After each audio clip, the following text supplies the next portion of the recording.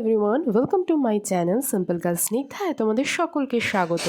আশা করি তোমরা সকলেই খুব ভালো আছো, আর তোমাদের সকলের ভালোবাসায় আমি অনেকটা ভালো আছি। তো আগের ভিডিওটা ছিল সুন্দরবন রিলেটেড একটা ভিডিও। সেই ভিডিওতেই আমি কিছু কিছু ক্লিপস অর্থাৎ ভিডিও ক্লিপস তোমাদের সাথে শেয়ার করতে ভুলে গেছিলাম, যেই ক্লিপসগুলো আমি আজকে তোমাদের সাথে এই ভিডিওর মাধ্যমে ফার্স্টেই শেয়ার করে দিচ্ছি। এখানে তোমরা দেখতে পেলে যে প্রথমে একটা বাঘের ভিডিও দেখালাম। ওখানে সুন্দরবনে সকলেই বলছে যে বাঘের নাকি প্রজাতি বিলুপ্ত হয়ে যাচ্ছে, কিন্তু 123টা এখন বর্তমানে সুন্দরবনে বাঘের সংখ্যা রয়েছে। এগুলো সবই অনুমান করা হচ্ছে। আদতে কটা রয়েছে কি বৃত্তান্ত তা কিন্তু সঠিকভাবে সশরীরে গিয়ে ওখানে পরীক্ষা নিরীক্ষা করা অসম্ভব। তো তারপরে তোমরা এখানে দেখলে একটা বাঘ খাঁচায়, তারপরে দেখলে তোমরা ক্রোকোডাইল। তো ক্রোকোডাইলের সামনে কিন্তু তোমরা কোনোদিনও যেও না, কারণ ওগুলো কিন্তু কামড়ে দেয়। তো এখানে দেখো বাঘটা দেখো ঘুরে ঘুরে বেড়াচ্ছে। এই বাঘটাকে খাঁচায় আটকে রেখেছে, যেহেতু এটা বিপন্ন একটা প্রজাতি, বিলুপ্ত হয়ে গেছে। আমি তোমাদেরকে ফার্স্ট করেই দেখাচ্ছি, যেহেতু এর আগে অলরেডি আমি একটা ভিডিও করে ফেলেছি। তো তোমরা হয়তো অনেকেই জেনে থাকবে যে শীতকালে আমি একটা এক্সকারশনে যাব বলে ঠিক করা হয়েছিল কলেজ থেকে, অর্থাৎ আমাদের মৃণালিনী দত্ত মহাবিদ্যাপীঠ কলেজ থেকে একটা এক্সকারশনের আয়োজন করা হয়েছিল। আমাদেরকে বেড়াচাঁপায় নিয়ে যেত, কিন্তু পঞ্চম পার্বিকের পরীক্ষা তৎকালীনভাবে চলে আসার জন্য আমাদের ওই ভ্রমণ যে বিষয়টা ওটাকে বাতিল করা হয়। তার পরবর্তী পর্যায়ে এইখানে দুটো আমাদের লেকচার অ্যারেঞ্জ করা হয়েছিল। ফার্স্টে বেঙ্গলি ডিপার্টমেন্টের এইচওডি স্যার এসে একটি লেকচার দিয়েছিলেন, যেটা বাবরের একটি কবিতা, সেই সারাংশই আমাদের সকলের সামনে তুলে ধরেছিল। এবং আজকে যিনি লেকচার দিচ্ছেন তিনি হচ্ছেন ফিলোসফি ডিপার্টমেন্টের একজন এইচওডি, এবং তিনি কিন্তু যাদবপুর ইউনিভার্সিটি থেকে first class first pay pass out করে আজকে অধ্যক্ষ এবং নিজের যে দায়িত্ব সেটা খুব সুন্দরভাবে পালন করছে। তো এখানে তোমরা দেখতে পেলে যে ম্যাম এখানে বসলেন এবং তার সমস্ত সেট আপটাকে একটুখানি অ্যারেঞ্জ করে দিচ্ছেন আমাদেরই ডিপার্টমেন্টের এইচওডি। তার পাশাপাশি তাকে সহযোগিতা করেছিলেন কিন্তু আমাদের সকল সহযোগীপূর্ণ বন্ধুরা। তো এখানে ম্যামের যেহেতু মুখে তোমরা দেখতে পাচ্ছ ওটিটির আলোটা পড়ছে, তো ম্যাম এখানে একটু ইতস্তত হচ্ছিলেন। তো তাই জন্য ঠিক করা হলো যে টেবিলটাকে অ্যাট লাস্ট নিচে নামিয়ে ম্যাম যাতে সঠিকভাবে পিকচার্সগুলোকে ওটিটির মাধ্যমে দেখাতে পারে, এবং সে যখন কোনো লেকচার দেবে সেটা যেন ক্ষুণ্ণ না হয়, সেই প্রচেষ্টার জন্যই টেবিলটাকে নিচে নামিয়ে ওটাকে অ্যারেঞ্জ করা হলো। তো আজকের টপিক ছিল বৌদ্ধ ধর্ম এবং গৌতম বুদ্ধ। তো আমি সেই টপিকে অর্থাৎ ম্যামের যে লেকচার সেটা শুনে যেটুকু জ্ঞান আয়ত্ত করতে পেরেছি সেটুকুই আজকে তোমাদের সামনে তুলে ধরব। বৌদ্ধ ধর্ম হলো একটি ভারতীয় ধর্ম বা দার্শনিক ঐতিহ্য। এটি বিশ্বের চতুর্থ বৃহত্তম ধর্ম, যার অনুসারে সংখ্যা 520 মিলিয়নেরও বেশি, এবং বৌদ্ধিক বা বিশ্বের জনসংখ্যার 7% অধিক, ও তারা বৌদ্ধ ধর্ম হিসেবে বা বৌদ্ধ হিসেবে পরিচিত। বৌদ্ধ ধর্মের বিচিত্রময় ঐতিহ্য বিশ্বাস ও আধ্যাত্মিক চর্চাকে ধারণ করে, যেগুলো মূলত সিদ্ধার্থ অর্থাৎ গৌতমের মূল শিক্ষা বা মৌলিক শিক্ষা এবং এর ব্যাখ্যাকৃত দর্শনের ওপর ভিত্তি করে গড়ে উঠেছে। এটি খ্রিস্টপূর্ব 6ষ্ঠ এবং 4র্থ শতাব্দীর মাঝামাঝি সময় প্রাচীন ভারতের একটি শ্রম ঐতিহ্য হিসেবে উৎপত্তি লাভ করে এবং এশিয়ার বেশিরভাগ অঞ্চলে ছড়িয়ে পড়ে। বৌদ্ধ ধর্মের 3টি প্রধান বিদ্যমান শাখা সাধারণত পণ্ডিতদের দ্বারা স্বীকৃত। একটা হচ্ছে থেরবাদ, একটা হচ্ছে মহাযান ও বজ্রযান। বুদ্ধের 4টি আর্য সত্য মোতাবেক বৌদ্ধ ধর্মের লক্ষ্য হল তৃষ্ণা ও আসক্তি ও অবিদ্যার ফলে উদ্ভূত দুঃখ নিরাসন করা।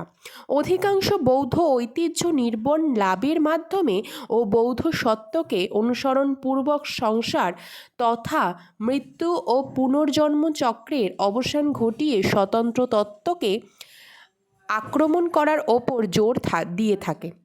বৌদ্ধ চিন্তাধারাগুলিতে তাদের মুখ্য লাভের উপায়ের ব্যাখ্যা বিভিন্ন বৌদ্ধ ধর্মগ্রন্থের আপেক্ষিক গুরুত্ব ও ধর্মসম্বন্ধী এবং তাদের নির্দিষ্ট শিক্ষা ও অনুশীলনের ক্ষেত্রে ভিন্নতা পরিলক্ষিত হয়।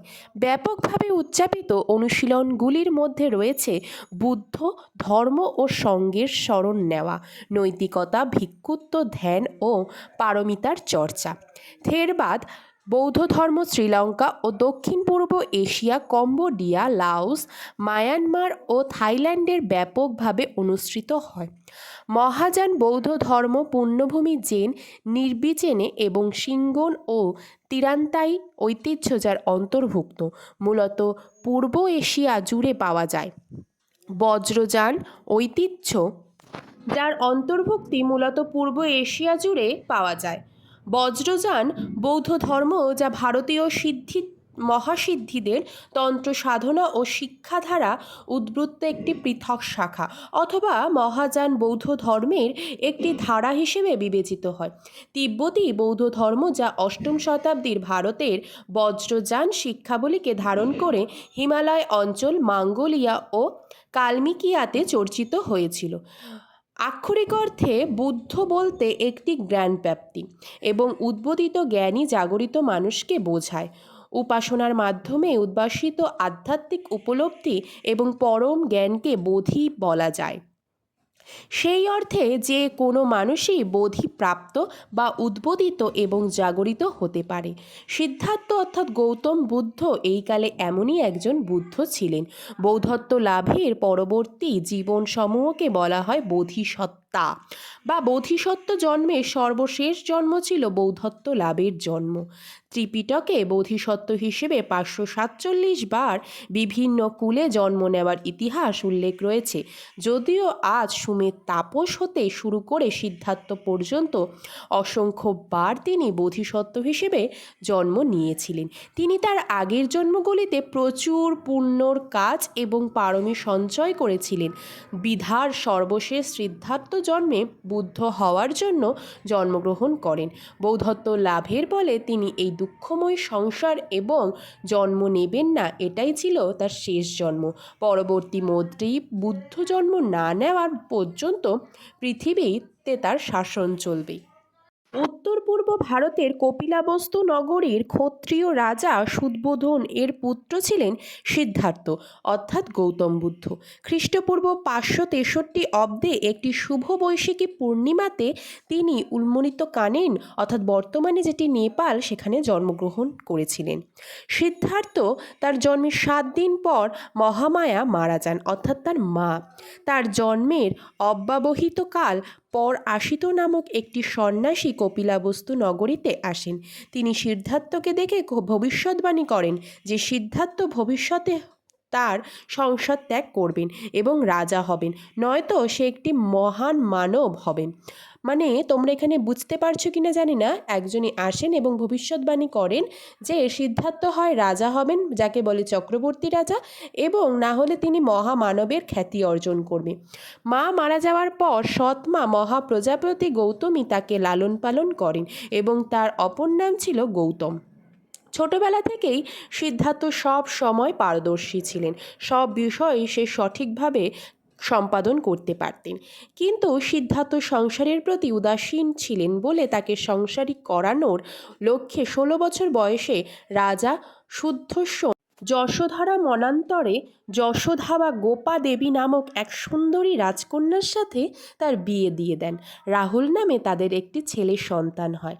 ছেলের সুখের জন্য রাজা 4 ঋতুর জন্য 4টি প্রাসাদ তৈরি করে দেন, কিন্তু উঁচু দেয়ালের বাইরে জীবন কেমন তা জানতে তিনি খুবই ইচ্ছুক ছিলেন।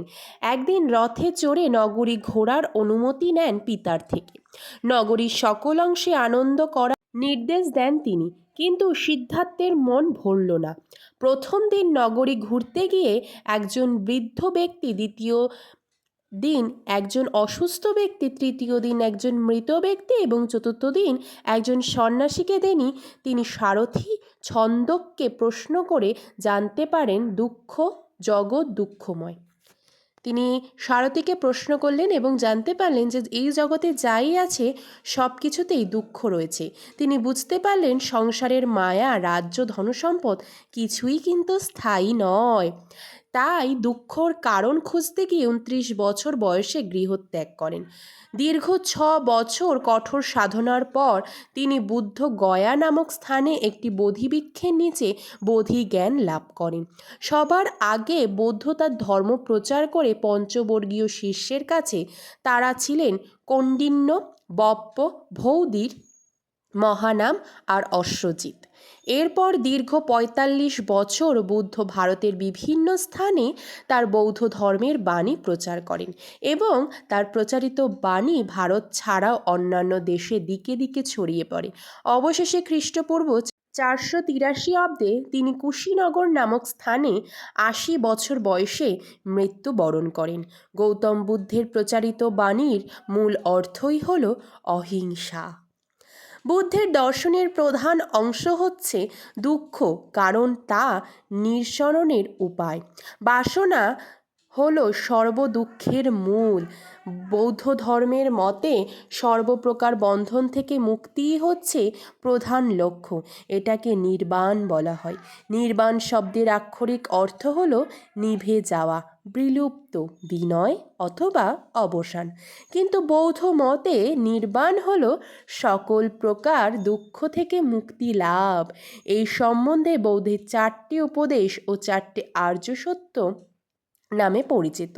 তিনি অষ্টাঙ্গিক মার্গ উপায়ে মাধ্যমে মধ্যপন্থা অবলম্বনের উপায়ে বিশেষ জোর দিয়েছিলেন। বুদ্ধ পরকাল সম্বন্ধে অনেক কিছুই বলে গেছেন। পরকাল নির্ভর করে মানুষ হয়ে জন্মের কর্মের ওপর। মৃত্যুর পর মানুষ 31 লোকভূমির যে কোনো একটিতে গমন করে। এই 31 লোকভূমি হচ্ছে 4 প্রকার: অপার, তির্যক, প্রেতলোক, অসুর, নরক। 7 প্রকার স্বর্গ, মর্ত্যলোক, এবং মর্ত্যলোকের আবার কিন্তু অনেক রকম ভাগ রয়েছে। তার আবার 16টি ভাগ রয়েছে এবং পরবর্তীকালে অরু ব্রহ্মভূমি, অরুরূপ বন্যভূমির আরও 4টি ভাগ রয়েছে। মোট 31টি। এটি 31 প্রকার লোকভূমির ওপর সর্বশেষ স্তর হচ্ছে নির্বাণ। যেমন এই জন্মে মানুষ যদি মাতৃহত্যা, পিতৃহত্যা, গুরুজনের রক্তপাত ঘটায়, তাহলে মৃত্যুর পর সেই মানুষের চতুর্থ অপায়ে অর্থাৎ জন্মগ্রহণ করতে হবে। আর ইহজন্মে মানুষ যদি ভালো কাজ করে, তাহলে মৃত্যুর পর সেই মানুষ বাকি 27 লোকভূমির যে কোনো একটি ভূমিতে জন্মগ্রহণ করতেই পারে। যদিও আর্য অষ্টাঙ্গিক মার্গ পশ্চিমে সর্বশেষ বেশি পরিচিত।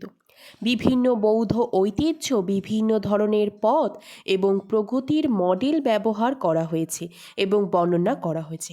যাই হোক, তাই সাধারণত মৌলিক অনুশীলন যেমন শিলা, সমাধি, প্রজ্ঞা এই 3টি প্রশিক্ষণ হিসেবে পরিচিত।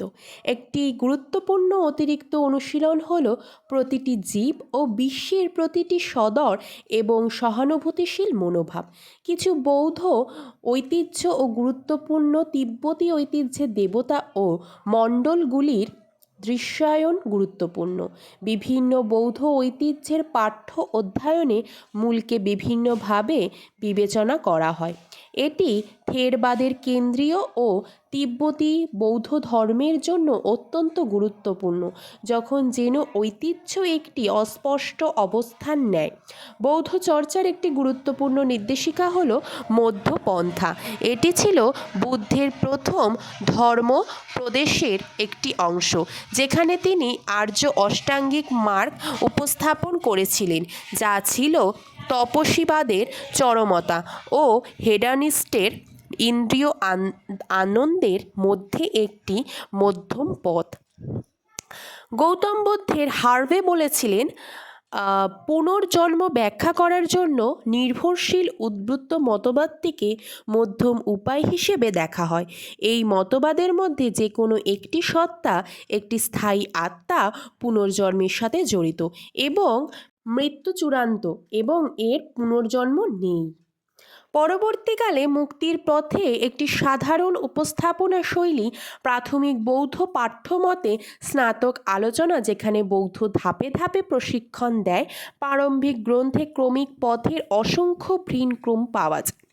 বিভিন্ন বৌদ্ধ বিদ্যালয়ের মধ্যে সবচেয়ে গুরুত্বপূর্ণ এবং বহুল ব্যবহৃত উপস্থাপনগুলির মধ্যে একটি হল আর্য অষ্টাঙ্গিক মার্গ অর্থাৎ সম্ভ্রান্তদের আটফোল্ড পথ। এটি বিভিন্ন বক্তৃতায় পাওয়া যেতে পারে। সবচেয়ে বিখ্যাত ধর্মচক্র প্রবর্তন সূত্র। আর্য সত্যের মধ্যে যে বিষয়গুলিকে বলা রয়েছে সেগুলি হলো সর্বপ্রথমেই দুঃখ। দুঃখ সুখদয়, দুঃখের কারণ, দুঃখ নিরোধক, দুঃখ নিরোধকের কারণ। আরেকটা রয়েছে দুঃখ নিরোগ মার্গ, মানে দুঃখ নিরোধের পথ। অষ্টাঙ্গিক মার্গের মধ্যে রয়েছে right view, right resolve, right speech, right action, right livelihood এবং রাইট এফোর্ট, রাইট মাইন্ডফুলনেস এবং রাইট কনসেন্ট্রেশন। এই 8টি উপায়কে একত্রে বলা হয় আর্য অষ্টাঙ্গিক মার্গ, যার দ্বারা জীবন থেকে দুঃখ দূর করা এবং নির্বাণ প্রাপ্তি সম্ভব। এই আর্য অষ্টাঙ্গিক মার্গের ওপর ভিত্তি করেই বৌদ্ধ ধর্মের দশশিলা বা অষ্টশিলা বা পঞ্চশীলের উৎপত্তি। অষ্টাঙ্গিক মার্গকে বৌদ্ধ ধর্মের মূল ভিত্তি বলা হয়, যার মধ্যে মধ্যপথ নামে অধিক পরিচিত।